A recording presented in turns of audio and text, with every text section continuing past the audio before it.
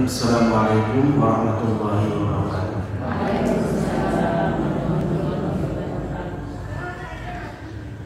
Innal hamdalillah wassalli wasallimu ala Rasulillah wa ala alihi wa ashabihi wa man walah. Asyhadu an la ilaha illallah wahdahu la syarika lah wa asyhadu anna Muhammadan abduhu wa rasuluhu la nabiyya ba'dahu. Allahumma shalli wa sallim ala sayyidina Muhammadin wa ala alihi wa ashabihi wa man tabi'ahum bi ihsanin ila yaumiddin. Amma ba'du. Qala Allah Ta'ala fil Qur'anil Karim, a'udzu billahi minasy syaithanir rajim. Bismillahirrahmanirrahim. Allahu yatawaffal anfusa hina mautiha wallati lam tamut fi manamiha wa yumsiku allati qada 'alaiha al-maut wa yursilu al-ukhra ila ajalin musamma.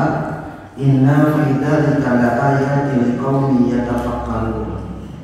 Quran surat Az-Zumar surat ke-39 ayat 42.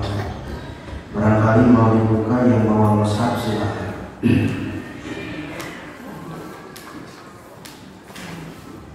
Alhamdulillah rahmatullah. Sebelumnya marilah kita panjatkan puji serta syukur kehadirat Allah Subhanahu wa taala. Dalam kesempatan kali ini Allah masih memberikan kekuatan, Allah masih memberikan kemampuan, kesehatan kepada kita semuanya, dan terutama Allah masih memberikan keistiqomahan ke dalam jiwa kita, sehingga alhamdulillah kita masih dimudahkan oleh Allah melangkahkan kaki kita dalam rangka thalabul ilmi. Mudah-mudahan setiap pengorbanan baik waktu, materi, dan yang lainnya dinilai oleh Allah menjadi berlipat-lipat kebaikan. Tidak lupa sholawat serta salam mudah-mudahan senantiasa mengalir, lestari, abadi pada suri tauladan kita semuanya, Nabiullah Muhammad sallallahu alaihi wasallam. Beliau sosok manusia, insan pilihan Allah yang telah Allah tetapkan di dalam Al-Quran. Laqad kana lakum fi rasulillahi uswatun hasanah. Bahwa dalam diri pribadi beliau terdapat berbagai macam keteladanan yang baik bagi kita, dan ketika kita teladani kembali, napak tilas kembali terhadap apa yang telah beliau contohkan, maka akan dijamin kita akan mendapatkan keselamatan di dunia maupun di akhirat. Mudah-mudahan kita pun nanti di yaumil akhir mendapatkan syafaat, pertolongan dari Rasulullah sallallahu alaihi wasallam. Alhamdulillah rahmatullah. Alhamdulillah berkat kudrat dan iradat dari Allah Subhanahu wa taala kita bisa bersilaturahmi kembali dalam kajian Silsilah. Dalam kajian kita kali ini mengangkat satu tema berkaitan dengan mengenal hakikat manusia. Ketika berbicara mengenal hakikat manusia, saya pada pertemuan sebelumnya, kalau tidak salah pada bulan kemarin, telah menyampaikan berkaitan dengan ma'rifatullah. Jadi bahasan kita kali ini ada kaitannya, masih ada sambungan dengan kajian ma'rifatullah. Kita pada kajian ma'rifatullah sudah disampaikan bagaimana kedudukan kita mengenal Allah Subhanahu wa taala, bagaimana caranya kita mengenal Allah Subhanahu wa taala. Alhamdulillah telah disampaikan. Salah satunya dalam rangka kita mengenal Allah Subhanahu wa taala, wasilahnya itu adalah dengan membaca, mengkaji, mentafakuri tentang ayat-ayat Allah. Ada yang masih tahu ayat-ayat Allah yang bisa dijadikan wasilah dalam rangka kita mengenal Allah itu apa saja? Ada yang masih ingat? Kira-kira, atau sudah lupa, atau di kajian yang ditulis di rumah disimpan begitu saja, tidak dibaca lagi. Jadi ayat-ayat Allah, kenapa kita dalam rangka mengenal Allah itu perlu membaca ayat-ayat Allah atau makhluk-makhluk yang diciptakan oleh Allah Subhanahu wa Ta'ala? Karena Allah itu sifatnya goib. Goib itu bukan tidak ada, ya? Jadi Allah sifatnya goib, sedangkan kita manusia itu adalah makhluk syahada, makhluk yang nyata.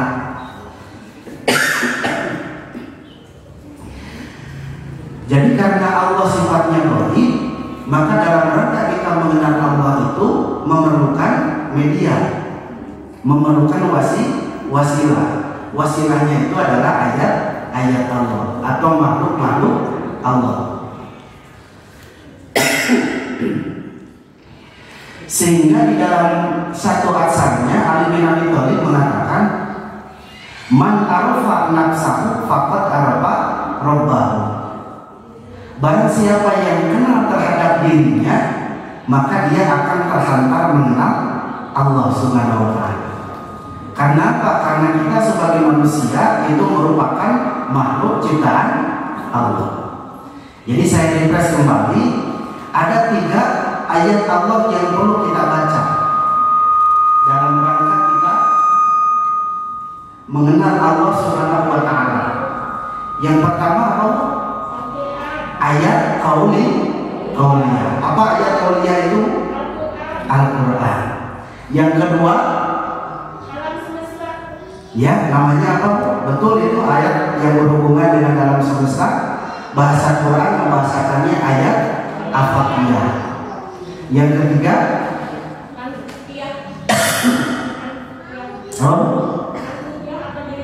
manusia atau diri sendiri.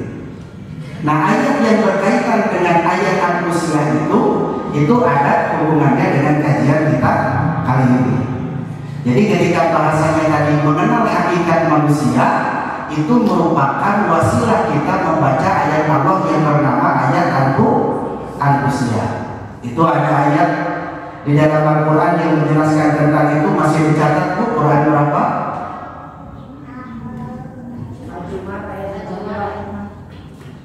Az-Zumar 41 ayat 53 Al-Qusia, ya. Itu yang menjelaskan ayat-ayat Allah Subhanahu wa Ta'ala yang menjadi media kita mengenal Allah Subhanahu wa Ta'ala. Seberapa penting Bu kita mengenal hakikat diri kita sebagai manusia?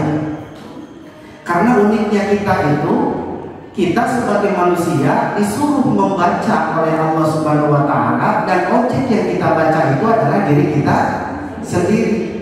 Jadi di satu sisi kita sebagai subjek, di satu sisi kita sebagai objek yang dikaji, ditafakuri, dibaca, ditelaah, dianalisa.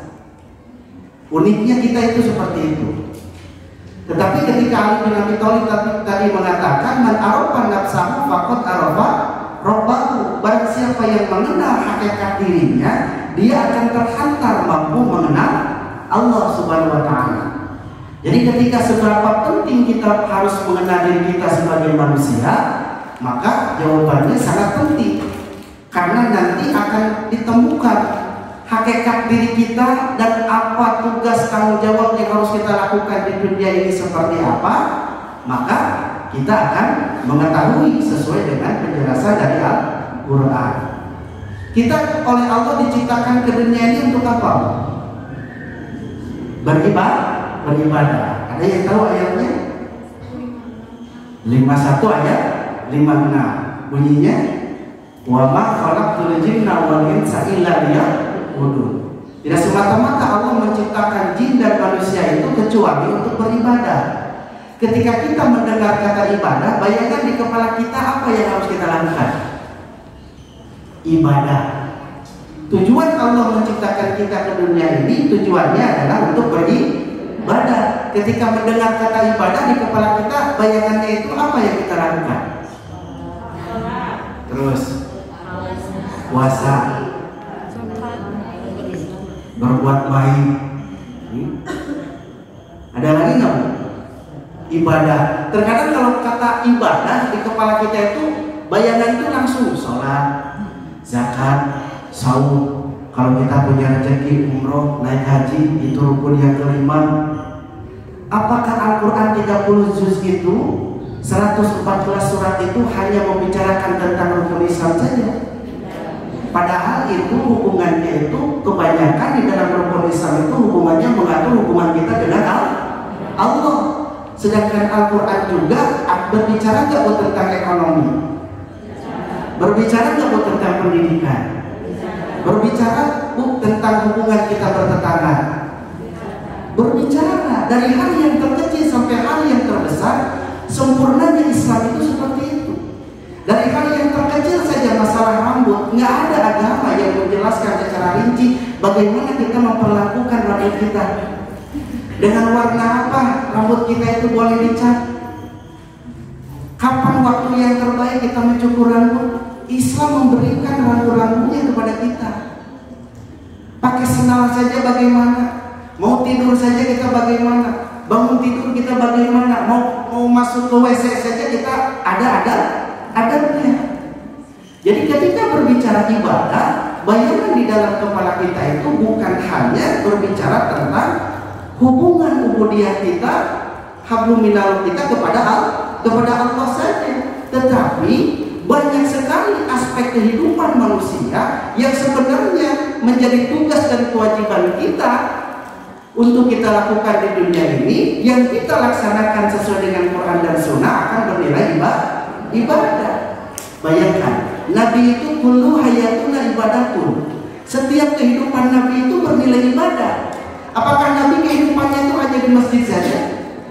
Ada kalanya Nabi Muhammad di pasar, ada kalanya Nabi Muhammad berperang, ada kalanya Nabi Muhammad memimpin keluarganya di rumah. Bukan hanya ketika berbicara ibadah, Nabi Muhammad mencontohkannya di masjid saja. Sehingga apa yang Nabi Muhammad lakukan itu bernilai ibadah.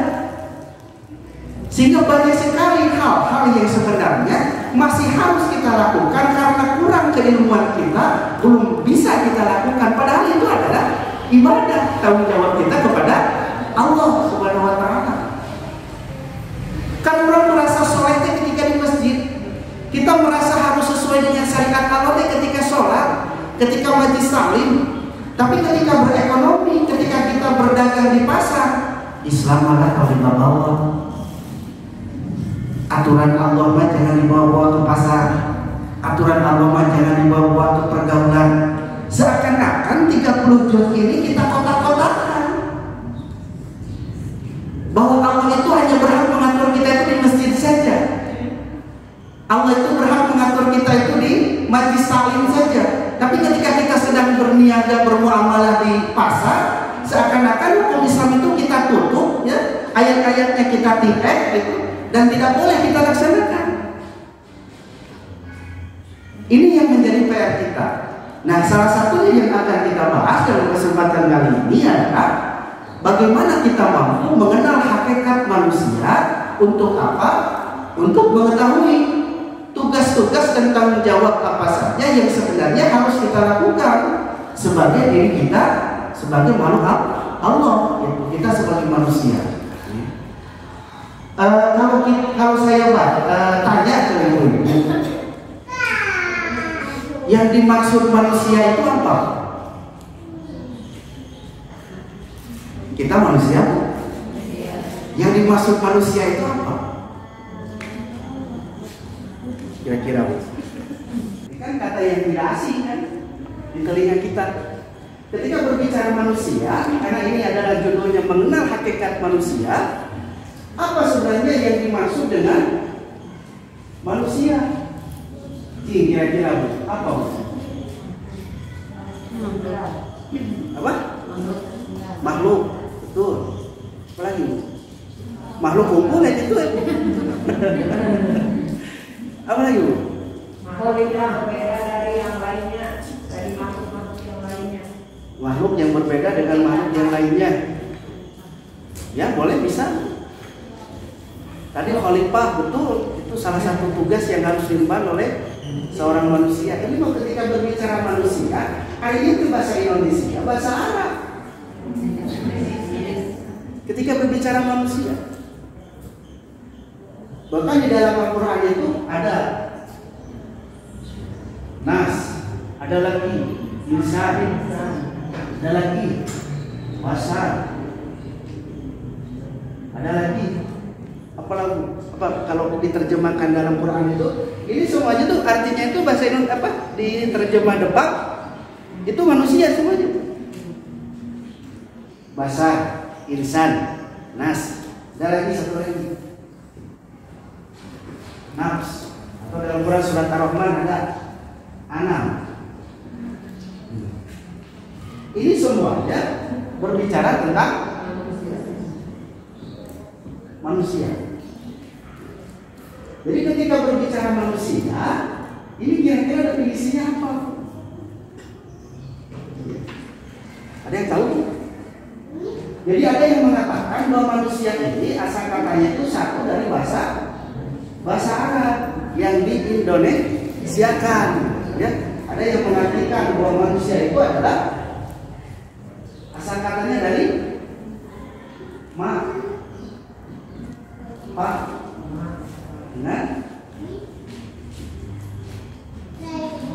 usia. Usianya bukan bahasa Sunda ya. Usia.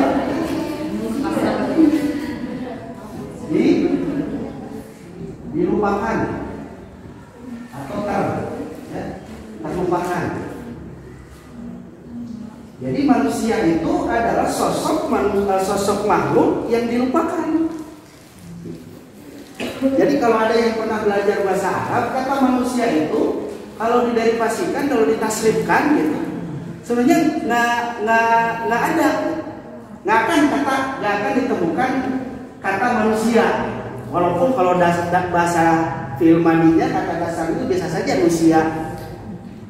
Tetapi kalau ditasrifkan tidak akan ditemukan kata manusia. Sehingga ada yang mengatakan kalau kata itu manusia itu berasal dari bahasa Arab yang di-Indonesiakan.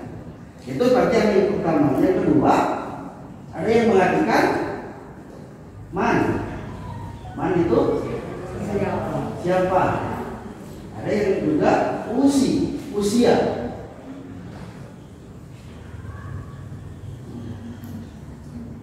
Artinya diwasiatkan.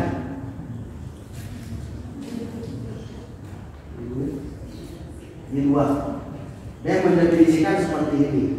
Jadi yang kedua ini mah sosok makhluk yang diberikan amanah, yang diberikan wasiat oleh Allah, gitu kan? Seperti yang bisa kita baca di dalam 33 ayat 72. Inna aradnal amanata 'alas samawati wal ardi wal jibal ayat yanaha wasfaqna minha wa hamalahal insan innahu kana dzaluman jahula.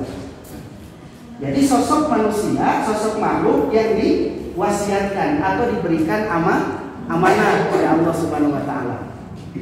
Jadi ini ketika berbicara manusia, kalau secara terminologinya mah para ahli banyak sekali memberikan definisi, gitu ya. Sosok makhluk yang diberikan amanah khilafah oleh Allah Subhanahu wa taala. Yang diciptakan oleh Allah beribadah, gitu ya, mengabdi kepada Allah Subhanahu wa taala. Itu banyak sekali kalau arti secara terminologinya. Kalau secara logatnya ya seperti ini. Jadi kalau kita ambilkan kesimpulan, berbicara manusia itu apa? Manusia itu ketika dia mampu melaksanakan apa yang diwasiatkan oleh Allah, ketika manusia mampu melaksanakan apa yang diamanahkan oleh Allah, maka dia akan menjadi sosok makhluk yang tidak akan dilupakan oleh Allah. Ada yang mendefinisikan seperti itu. Manusia akan dilupakan oleh Allah ketika dia selama hidup di dunia ini melupakan apa yang diamanahkan oleh Allah. Sehingga pada pertemuan bulan kemarin saya pernah menyampaikan, ketika manusia hidup di dunia ini tidak mau beribadah, maka dia sebenarnya tidak layak menyebut dirinya sebagai manusia. Ya. Ketika dia tidak mau diperintah oleh Allah untuk beribadah. Jadi ini secara definisi, ya. Dari tulis Bu?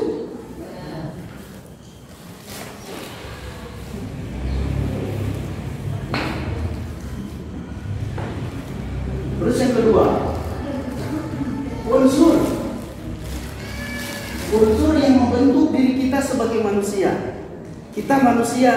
Manusia itu sebenarnya terdiri dari berapa unsur, Bu? Yang diketahui. Manusia itu terdiri dari berapa unsur?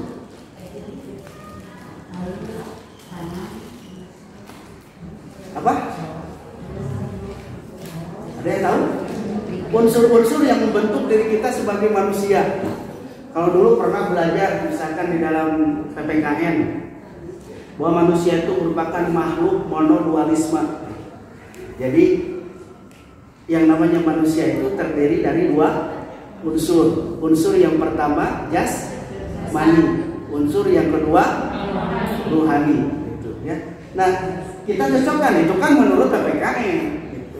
Nah, bagaimana menurut pendapat menurut penjelasan Al-Quran berkaitan dengan unsur-unsur yang membentuk manusia? Apakah betul manusia itu unsurnya itu ada jasad, ada ruh? Apa cukup dua ini saja? Atau ada unsur lain yang membentuk diri kita sebagai manusia? Ada nggak? Ada apa, Bu? Akal. Lagi, Bu? Apa? Hati. Tulis salah, Bu. Hati. Apa? Jiwa. Jiwa bahasa Arabnya apa, Bu? Ruh. Ruh maruh. Bahasa Quran itu wa nampakha fihi min ruhi. Allah meniupkan ruh. Ruh itu bahasa Arab. Ya? Apalagi, Bu? Unsur yang membentuk diri kita sebagai manusia. Ada lagi, Bu? Sakit ya, Bu? Jasad, ruh, akal, hati. Ya, tadi situ ada jiwa. Mari kita tengok di dalam As-Sajdah ayat 7 sampai 9. Silakan dibuka. As-Sajdah ayat 7 sampai 9. Al-Mu'minun ayat 12 sampai 14. Itu berbicara tentang unsur penciptaan manusia, ya. Dan masih banyak lagi. Contoh yang paling lengkap itu ada di As-Sajdah surat ke-32 ayat 7 sampai 9. Di dalam ayat 7 sampai 8-nya itu berbicara tentang jasad. Ya. Di dalam ayat 9 ayat 9. Nah, ada lagi bahasa kalau kita buka Al-Quran, ya, di dalam As-Sajdah ayat 9-nya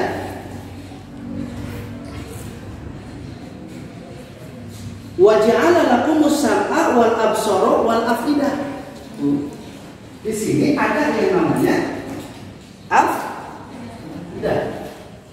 Nah, saya tulis dulu ya sesuai dengan ayatnya. Ada sama, absor, fu'ad, afidah, ya boleh. Ini ada di ayat 9. Ya. Nah, ketika berbicara sam'a, absor dan afidah ini adalah potensi yang dimiliki oleh yang namanya. Nah, kalau dalam terjemahan Jepang itu artinya jiwa. Ya. Ada lagi nggak dalil yang menguatkan bahwa unsur yang membentuk manusia itu bukan dua? Ya. Jadi kan kita kenalnya tidak aslinya dua, jasad dan ruh, itu saja. Ya. Padahal Al-Quran tadi menjelaskan bahwa manusia itu terdiri dari 3 unsur. Yang pertama jasad, ruh, dan juga nafs. Di dalam kitab Nasoihul Ibad itu ada perkataan seorang ulama, namanya itu Luqman. Kenal Luqman? Ini seorang ulama, ya, yang terkenal kesolehannya, yang diabadikan menjadi nama surat di dalam Al-Quran. Ini namanya Luqmanul Hakim. Ya, ada surat ke-31, Al-Quran surat Luqman. Ya, dia mengatakan inna nasa salasu aslasin sulusulillahi. Nah, berarti kan sepertiga bagian untuk Allah, sulusu linafsihi sepertiga bagian untuk nafsiyah, sulusu lidudin sepertiga bagian untuk apa? Dudin itu Bu? Punten deh ayam dudin itu. Dudin itu cacing.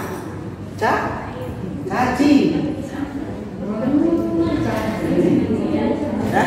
Kata Luqman mengatakan inna nasa salasu aslasin, sesungguhnya manusia itu terdiri dari 3 bagian. Apa 3 bagian itu? Sulusu lillahi sepertiga bagian untuk Allah, sulusu linafsihi sepertiga bagian untuk nafsiyah, sulusu lidudin sepertiga bagian untuk cacing. Wa amaman sulusu lillahi paruhu. Nah, sepertiga bagian untuk Allah itu apa? Ruh. Wa amaman sulusu linafsihi pa'amaluhu. Sepertiga bagian untuk nafsiyah itu adalah amal. Wa amaman sulusu lidudin pajismuhu. Sepertiga bagian untuk cacing itu adalah jasa. Nah, nanti akan ketahuan kenapa kita penting mengetahui 3 unsur ini. Ya. Jadi sakasep-kasepna jasa kurang, sagelis-gelisna jasa kurang, make up tiasa habis karena jutaan. Bah, cacing. Ya. Artis dina wajahna aya jerawat hiji oge eta dihilangkeun bikin kajutaan. Padahal kan cacing. Ya. Ini adalah unsur yang nantinya akan kembali kepada cacing. Ya. Ini menurut Paulus. Jadi sekali lagi manusia inna nasa salasu aslasin, manusia itu terdiri dari 3 bagian. Ya. Sulusulillahi sepertiga bagian untuk Allah, wa amaman sulusulillahi paruhu. Sulusulinafsihi wa amaman sulusulinafsihi pa'amaluhu. Sulusulidudin wa amaman sulusulidudin pajismuhu. Sepertiga bagian untuk cacing itu adalah jasa. Jadi kita kenal bahwasanya kita sebagai manusia itu ada 3 unsur. Yang pertama ruh, yang kedua amal, yang ketiga jasa. Kira-kira dari 3 unsur ini mana yang menempati posisi unsur yang paling penting? Nanti yang kita kaji kali ini. Mana dari 3 unsur ini unsur yang paling penting harus kita utamakan diberikan konsumsi, harus kita prioritaskan untuk kita perhatikan tumbuh kembangnya. Kira-kira mana Bu? Ada tadi jasa. Wah, berarti si Bu kayak perlu gegelis gitu. Oh ya? Ada lagi Bu? Ruh. Aku sadayana berarti. Pilih mana unsur yang paling penting. Berarti hanya 1. Ruh hanya seperti Bu, seberapa jam? Ayah deh Bu, paling penting. Amal mah sanes unsur. Pada melangana. Kalau unsurnya penting. 2. Jadi unsur yang paling penting di 3 unsur ini adalah nafsiyah. Apa buktinya? Unsur yang paling penting di dalam diri kita itu adalah nafsiyah. Ya Bu ya? Jadi jasad itu fungsinya hanya sebatas untuk mendohirkan amal kita. Kita berniat untuk sholat, kita gerakan tangan kita, ini menggerakkan ini adalah jasad. Jasad bisa bergerak, tidak akan mungkin jasad bisa bergerak ketika tidak ada ruh. Ruh itu adalah penggerak sehingga jasad itu bisa bergerak. Nyawa sehingga jasad kita bisa bergerak seperti ini karena ada ruh. Ya Bu ya. Makanya kalau ibu kapungkur menuju ke kandungan, mulai terasa gerakan bayi dalam perut ibu itu ketika usianya 4 bulan atau ini 120 hari. Karena menurut hadis ini kan tahapan penciptaan manusia, nutfah, alaqah, mudghah, idoma, lahmah. Kita itu kan awalnya dari saripati tanah, kan betul? Ya. Lalu menghasilkan air mani yang hina. Jadi kita itu sebenarnya tidak layak menyombongkan diri. Kita itu berasal mimma mahin. Jadi dari cairan yang hina, dikeluarkannya juga dari tempat setiap hari kita mengeluarkan kotoran. Ya, tidak ada kelayakan kita menyombongkan diri di hadapan Allah. Menjadi alaqah segumpal darah, menjadi mudghah segumpal daging, Allah berikan tulang belulang, Allah bungkus lagi dengan daging. Khalqan akhar itu gubrak tuh seorang bayi menjadi bentuk yang baru. Ya, ini ada kalau penjelasan ini ada tadi dalam Al-Mu'minun ayat 12 sampai 14. Ya. Bu pusing tuh Bu? Pusing nggak Bu? Lanjut Bu ya? Lanjut Bu ya. Jadi ini kan selama 40 hari. Betul kan Bu? Dihimpun ke 40 hari jadi nutfah, dihimpun ke 40 hari jadi alaqah, dihimpun 40 hari menjadi mudghah. Nah, setelah 120 hari wa nafakha fihi min ruhi, Allah meniupkan ruh. Nah, sehingga kenapa sudah terjadi gerakan di dalam bayi seorang itu 120 hari itu? Karena Allah sudah meniupkan ruh ke dalam jasad kita. Ya. Jadi fungsi ruh itu hanya sebatas energi untuk nafsiyah dan penggerak untuk jasad kita. Nah, inilah unsur tadi yang disebut sebagai unsur yang paling penting di antara 3 unsur yang membentuk diri kita sebagai manusia. Ya. Nah, apa dalil yang menyebabkan bahwa unsur nafsiyah ini menjadi unsur yang paling penting? Karena yang dulu kita diambil persaksian oleh Allah Subhanahu wa taala di dalam Al-A'raf 172 itu kalau mau dibaca, itu ketika Allah bertanya, "Alastu bi rabbikum?" Bukankah aku ini adalah Rabbmu? Semua nafsiyah itu menjawab, "Bala sahidna." Betul, engkau itu adalah Rabb kami. Itu bahasanya adalah anfus. Gitu ya, yang diambil persaksiannya oleh Allah, yang diberikan amanah oleh Allah Subhanahu wa taala, bahasanya adalah anfus, yaitu nafsiyah gitu ya. Nafsiyah ini. Gitu ya. Itu ada apa tadi di dalam 772. Ada tadi yang bisa dibaca juga di dalam 39 ayat 42. Az-Zumar. Bismillahirrahmanirrahim. Allahu yatawaffal anfusa hina mautiha wallati lam tamut fi manamiha wa yumsiku allati qada 'alaiha al-maut wa yursilul ukhra ila ajalin musamma. Inna fi dzalika laayatin liqaumin yatafakkarun. Allah memegang nyawa seorang pada saat kematiannya dan nyawa seseorang yang mati ketika dia tidur. Maka dia tahan nyawa orang yang telah dia tetapkan kematiannya dan dia lepaskan nyawa yang lain sampai waktu yang ditentukan. Jadi di dalam ayat ini Allah menjelaskan 2 kondisi. Yang pertama, orang yang mati dan orang yang tidur. Ya. Ketika kita tidur, Allahu yatawaffal anfus. Nafsiyah kita itu dipegang oleh Allah. Dan Allah akan mengembalikan ketika kita bangun dari tidur. Orang yang meninggal dunia sama, Allah tahan nafsiyahnya itu dan tidak Allah kembalikan karena dia sudah sampai kepada ajalnya. Gitu. Jadi yang dipegang oleh Allah itu adalah nafsiyah. Allahu yatawaffal anfus. gitu ya. Bahasanya anfus yang dipegang oleh Allah itu adalah jiwa manusia. Sehingga di dalam hadis ada 3 kondisi manusia yang terangkat penanya.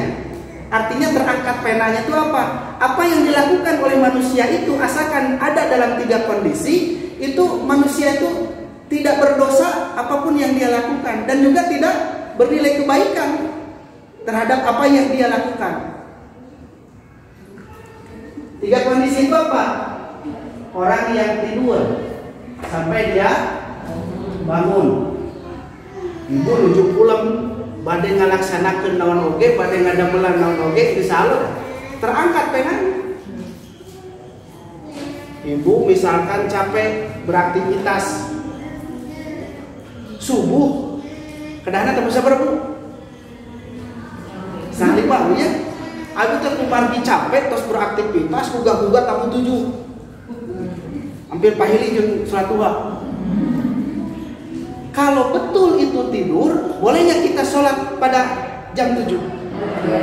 Boleh, betul nggak? Itu menjadikan, ya karena kan kita itu sholat itu kan kita mau buta, sudah ada waktunya. Karena tidur, Allah memberikan waktu untuk mengqada sholat itu ketika dia bangun, karena nafsiannya sudah kembali. Contoh, ibu ngalinur. Ibu terang ngalinur. Nah, bahasa Indonesia ada ngalinur. Ligo. Ya. Kata duikeun ka nyekek sebapana. Duit ka ngantunkeun misalkan. Cek syariat mah teu dosa. Ari laras kata nanti nuju nyekekna teh nuju pulang gitu ngalinur. Betul. Jadi tadi juga sholat jam 7, ya silakan sholat saja. Asalkan betul tidur. Terus sampai ke 4:30 lelir heula. Kumargi ngantuk gitu aja. Tuluh kulang deui. Gugah tabu 8. Ah coba Ustaz oke kengeng tabu 8 teu kaci eta mah. Teu kaci eta mah. Jadi asalkan dalam kondisi tidur. Terangkat penanya. Yang kedua, anak sampai dia lali. Sampai dia lali, ya. Menurut Bibi, laki-laki 15 tahun atau sudah mimpi jima. Kalau perempuan 9 tahun atau sudah menstruasi atau haid, ya. Itu kalau secara Bibi. Yang ketiga, orang gila. Sampai dia sadar. Jadi lamun ibu hayang bebas tina perintah ibadah tinggal pilih. Nah pada jangan jalma anu gila jadi orang yang tidur atau ide ka orang kali. Kalau koma, orang yang koma. Ya sama itu tidak sadar maksudnya. Oh gitu ya. Maksudnya tidak sadar. Nah kenapa? Yang jadi pertanyaan kan gini, kenapa ketika kita pada kondisi ini kita terangkat pena malaikat rokib jeung atid teh gitu. Apapun ayeuna ninggal anu Ustaz apami aya misalkan anu gelo punten tidak berpakaian di jalan eta dosa teh. Mun ibu beda deui. Asa. Ya, beda deui. Ayeuna dengan bebasnya orang gila itu, ada orang yang sedang dagang di sisi jalan diambil gitu kan, dosa itu? Tak, ya. Yang pikun juga sama. Apa? Orang yang sedang pikun tuh kadang-kadang sepuh, kadang-kadang sedang pikun dia. Oh, ya. Itu mana itu? Itu kesini juga, Bu? Ya, kesini juga. Sadar. Nah, kenapa 3 kondisi ini tidak tertaklif? Bahasanya itu tidak tertaklif oleh hukum, ya? Kenapa tidak tertaklif oleh hukum? Contoh, orang yang tidur, jasadnya ada nggak Bu? Ada. Ruhnya ada nggak Bu? Yang tidak ada apa? Hah? Nafsiannya. Kenapa tidak ada? Dipegang oleh tadi di dalam Az-Zumar ayat 4. 2. 1. Nafsiannya sedang Enggak. Anak, jasadnya ada bu anak kita? Ruhnya ada? Buktinya anak itu bisa bergerak, ya? Bisa bergerak. Nafsiahnya ada nggak? Ada. Cuma ini belum Mbak. Jadi ada proses pembelajaran yang harus dilakukan oleh orang tua terhadap anak itu. Ya. Orang gila, jasadnya ada? Ruhnya ada? Nafsiahnya ada? Tidak berfungsi. Jadi pertanyaannya, kenapa di dalam hadis 3 kondisi manusia ini tidak tertaklif oleh hukum, yang tidak ada, yang tidak berfungsi, yang tidak belum sampai kepada balik, itu adalah unsur ini.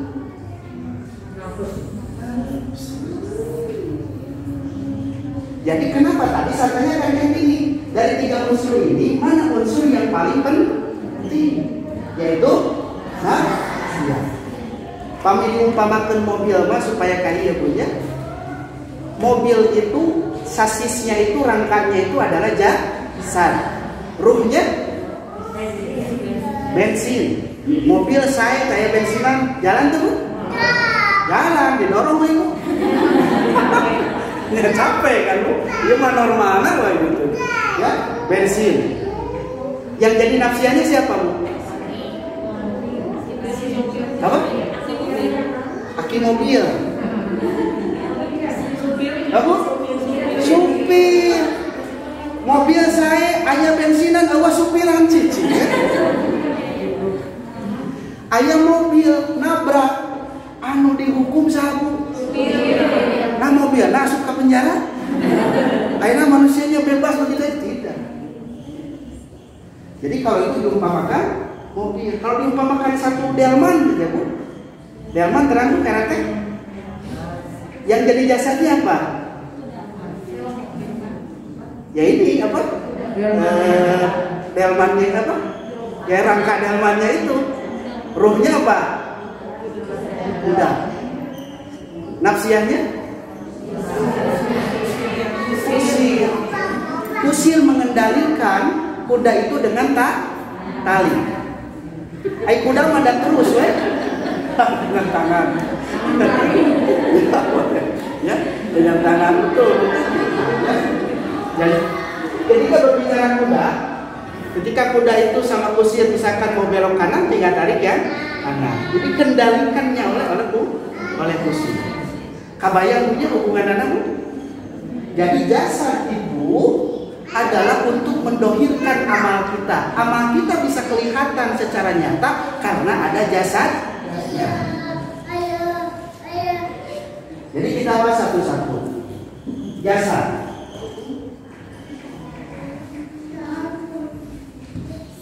Tadi jasad itu diciptakan dari saripati tanah. Itu ya, saripati tanah. Itu jasad itu sifatnya material. Ke atas pun sifatnya material. Kacaba, karampa, karaos, gitu. Itu sifatnya material, tidak abstrak. Gitu ya bu. Jadi sifat jasad itu material. Kenapa sifat jasad itu material? Karena dia diciptakan dari sesuatu yang sifatnya juga material. Supaya jasad ini bisa tumbuh dan berkembang, itu harus mendapatkan asupan konsumsi yang sifatnya juga material. Kabayang buka punggur kurang kereta segumpal daging. Ibu meser daging 1 kilo tambah lagi orang sih kayak gitu, beda jauh. Segumpal daging. Akhirnya Allah ciptakan terus sampai lahir menjadi bayi berkembang terus jadi anak-anak, jadi dewasa sampai tua. Itu karena dia mendapatkan asupan makanan yang sifatnya material. Contohnya apa? Nasi sifatnya material. Contohnya lagi apa? Minum. Sayuran, buah-buahan, langsung lengkap sih ibu. Ibu lapar, ku abdi diaoskeun Yasin 2 kali, warang tuh. Teu nyambung. Karena bacaan surat Al-Quran itu gak dibutuhkan sama jasad. Akhirnya aku lapor langsung buka Quran. Sana ke warung, buka Quran, baca Yasin 2 kali, alhamdulillah. Warake. Karena sifatnya material, kan dia itu membutuhkan sesuatu yang sifatnya juga material. Jasad hanya mampu merespon sesuatu yang sifatnya juga material. Kalau ibu keluar kepanasan akan terasa. Kalau ibu keluar cuacanya dingin akan terasa. Karena dingin dan panas itu merupakan rangsangan yang sifatnya material. Itu sifatnya jasad, ya, karena sifatnya material. Dia hanya mampu merespon. Ibu ayah ngahina, lamun kurang dihina, rasanya kumabu. Nyeri ha? Nyeri ha? Lamun kurang dihina, lamun kurang misalkan dihina gitu, kubatur. Anu nyeri lain jasad. Terus temu. Ada unsur lain yang akan merasakan sakitnya ketika kita dihina. Karena hinaan dari seseorang itu sifatnya bukan material. Ngerti nggak Bu? Bisa ditangkap Bu? Ya. Jadi dia hanya mampu merespon sesuatu yang sifatnya material. Bu, punten punya, tapi bahasanya ada ya. Ibu kentut di depan umum. Anu erak jasa kurang atau ada sesuatu yang kita malu? Ada unsur lain yang akan merasakan rasa malu. Bukan jasa mah anteng. Ya, tapi ada unsur lain yang merasakan itu. Ya, itu berkaitan dengan jasa. Jadi bagaimana misalkan kalau jasa kita ingin tumbuh, ingin sehat, ya asupan makanannya makanan yang sehat sesuai dengan 4 sehat 5 sempurna misalkan. Seperti itu. Itu karena itu yang dibutuhkan oleh jasa. Ibu datang ke sini, ya, ke Majelis Taklim, itu akan menumbuhkan jasad atau akan menumbuhkan unsur lain di dalam diri kita. Unsur lain. Tapi terus Majelis Taklim alhamdulillah naik 2 kilo. Tidak akan seperti itu. Karena yang akan merespon ayat-ayat Allah itu bukan ya jasad. Karena jasad itu sifatnya material. Nah, kedua, ruh. Ruh bahasanya juga ruh itu adalah pemberian dari Allah. Dan nanti ketika kita meninggal dunia akan kembali kepada Allah gitu. Itu saja. Karena di dalam Al-Anfal Allah berfirman, wahai Nabi Muhammad, ketika ada yang bertanya kepadamu tentang ruh, gitu kan? Jawablah bahwa ruh itu adalah urusan Allah dan aku memberikan pengetahuan kepadamu itu hanya sedikit. Ya. Nah, unsur yang ketiga adalah nafsiyah, jiwa.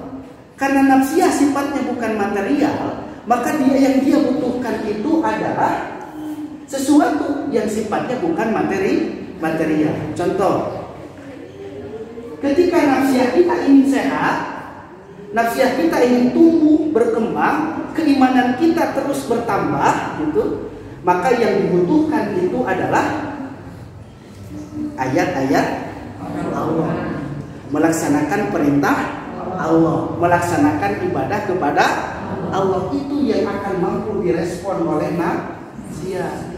Jangan sampai ketika ibu merasakan sakit jasad, sakit fisik, sakit kepala, sakit perut, kita akan sampai berlari-lari tergesa-gesa, lari ke apotek mencari obat. Padahal obat itu rasanya itu pahit. Kenapa? Kita sedang sakit jasad, walaupun obat itu rasanya pahit, tapi kita paksakan untuk kita minum. Kenapa? Ingin sembuh. Nah, inilah yang jadi masalahnya. Banyak yang nafsiyahnya sedang sakit, tetapi kita sendiri yang punya nafsiyahnya tidak sadar bahwa nafsiyah kita itu sedang sakit.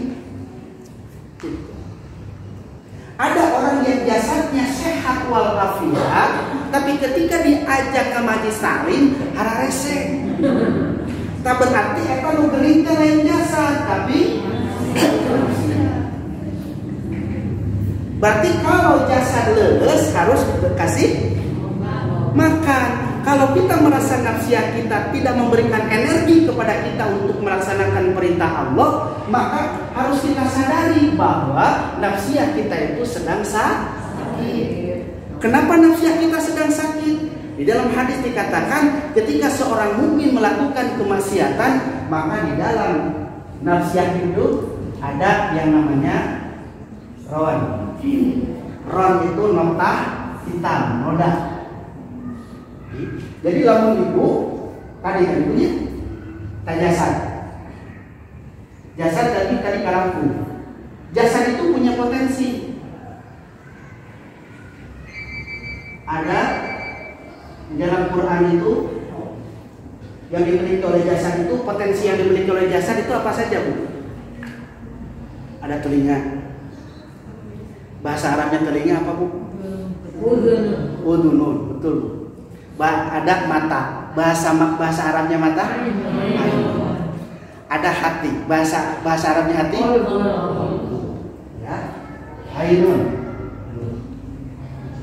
Ainun. Tadi nama? Udhunun. Qalbu. Mata, telinga, hati. Nah, nafsiah juga memiliki potensi. Apa namanya? Ini tadi yang di dalam As-Sajdah ayat 9. Sam'a. Apa sam'a itu? Pendengaran. Absor baru penglihatan. Fuad itu hati nurani teh ieu fuad. Saur sepuh mah hate leutik mah moal bohong, tah ieu nu moal bohong mah. Fuad. Karena inilah hati di mana nafsiah. Jadi hati itu ada di makna jasad. Lamun ibu dibelek ku ahli bedah, dilebet aya yang namanya hati. Unsur jasad kita. Punya? Tapi lain anu kieu tah, Bu. Mengurang kali aya hati teh kumaha ieu? Mau murang kali dipanahan. Jadi kalau ibu secara fisik dibedah, itu ada kan hati, ada jantung, ada ginjal, betul nggak, Bu? Ya, ada hati di mana nafsiah, yaitu fuad. Ya.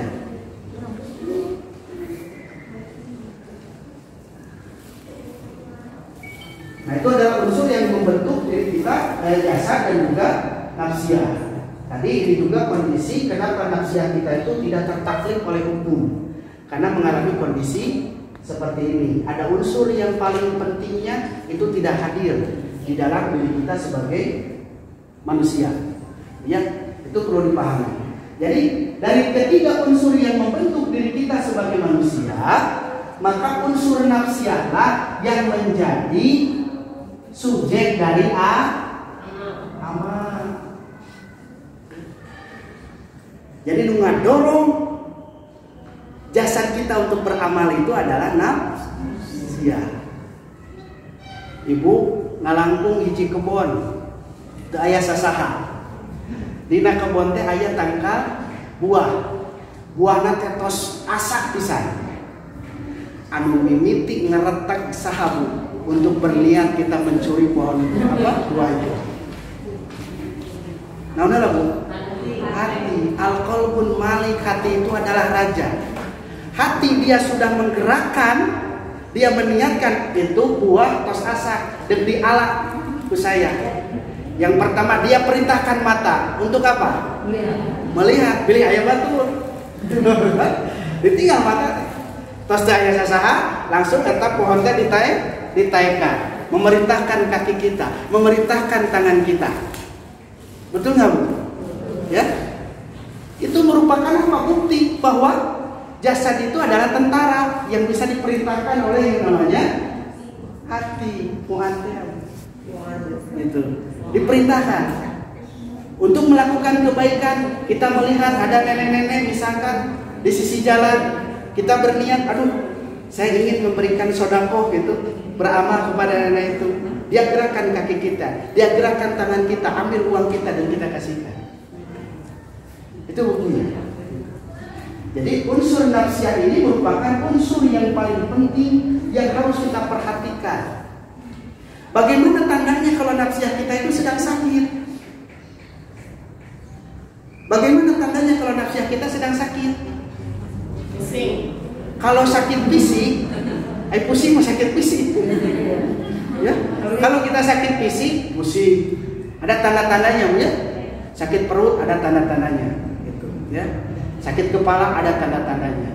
Kita beli obat sakit kepala, kita beli obat sakit perut. Dulu ya. Kalau nafsiyah kita sedang sakit, ya, apa tanda-tandanya?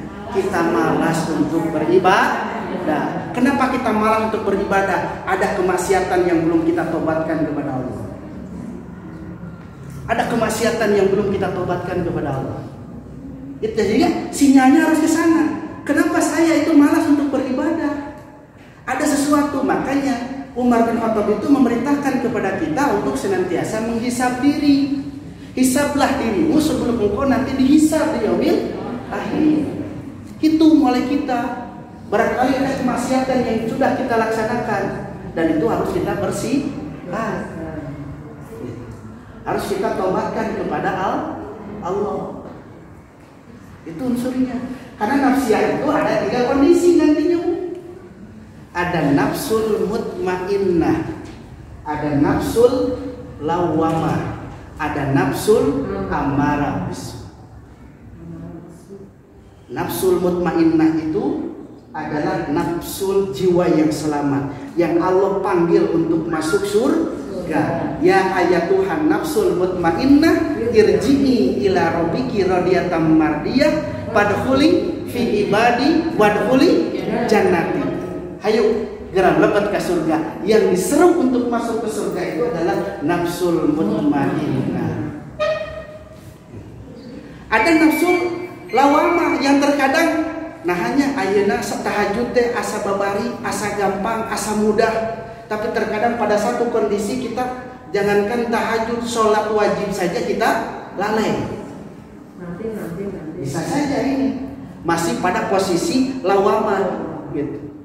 Antara kekuatan baik dan kekuatan buruk itu masih berperang.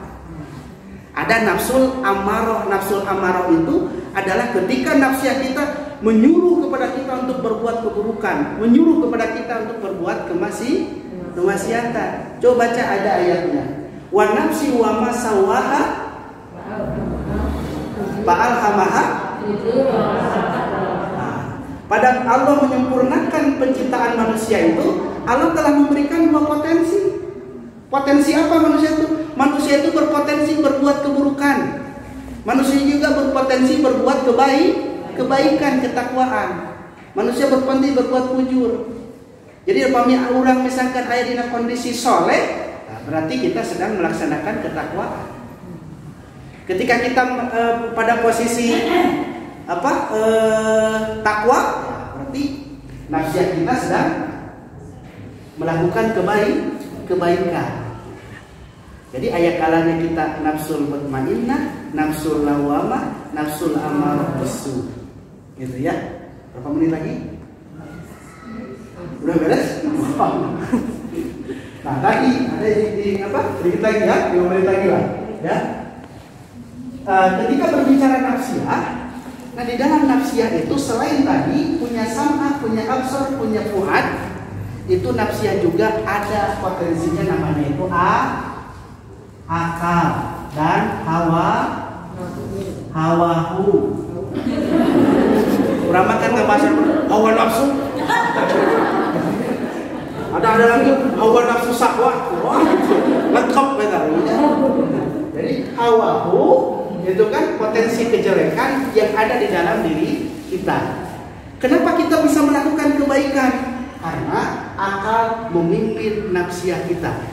Hadisnya tubaliman kana akluhu amiron wa hawahu asiron. Bagja hiji jalma lamun akalna mimpin dirina, hawahuna jadi tawanan. Wal wailu jeung bakal cilaka liman kana akluhu asiron wa hawahu amiron. Jalma bakal cilaka lamun akalna jadi tawanan, pimpinanana nyata hawa nafsu. Kata Rasul, tuba akan berbahagia. Jadi secara internal yang mendorong kita berbuat fujur dan takwa itu sejauh mana akal dan hawa ini berperan di dalam diri kita, sehingga diri kita itu menjadi tempat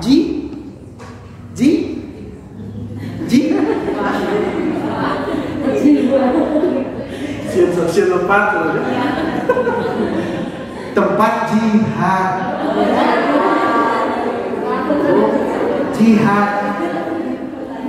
Jadi dulu ketika pasukan sudah pulang di dalam perang Badar, di dalam perang Badar itu 300 pasukan Nabi mampu mengalahkan 1000 pasukan musuh. Dilaksanakan, dikalahkan itu pasukan musuh dalam kondisi saum. Tapi sepulang perang Badar, kata Rasulullah itu kita baru pulang dari perang yang kecil, akan menuju kepada perang yang besar. Para sahabat sampai bertanya-tanya, ya Rasulullah, kenapa ini disebut perang yang kecil? Ini kita 1/3, perangnya juga dalam keadaan saum, kita menang. Kenapa engkau sebut sebagai perang yang kecil? Karena kita akan menuju pada perang yang besar. Perang yang besar itu adalah menundukkan hawa nafsu supaya jadi tawanan dan menjadikan akal kita itu jadi bina, supaya mendorong kepada kita untuk berbuat kebaikan.